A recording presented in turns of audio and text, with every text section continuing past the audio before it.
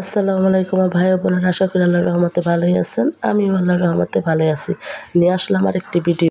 কাঁচামরিচ কুচি আর পেঁয়াজ কুচি আর শুকনো মরিচ সাথে ভেজে নিলাম।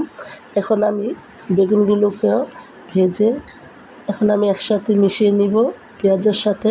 এই বেগুনগুলো অনেক দিন হয়েছে আমার ফ্রিজে রাখা ছিল, নষ্ট হয়ে যাচ্ছিল, তাই ছোট করে কেটে নিলাম। আর এগুলো হলো চিকন লম্বা বেগুন। আপনারা চাইলে ভর্তা বানায় খেলেন, কিন্তু আমি আজকে ভাজি করলাম। দেখুন কত সুন্দর হয়েছে, নিমিষে 1 প্লেট ভাত খেয়ে ফেলতে পারবেন। আর এখানে আমি পেঁয়াজ আর কাঁচামরিচ ভেজে নিলাম আর শুকনো মরিচ। এখানে আমি আলু ভর্তা বানাবো। আর কীভাবে আলু ভর্তা বানাই দেখুন, আজকে আলু ভর্তা আপনাদের ভাইয়া বানাচ্ছে। আর এখানে রান্না করেছি ডাল, কালকের তরকারি ছিল, আর কচু শাক, বেগুন ভাজি।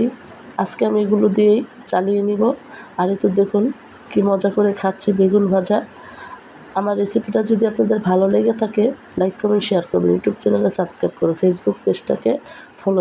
যাই হোক, আমার ভিডিওটা এই পর্যন্তই। আল্লাহ হাফেজ।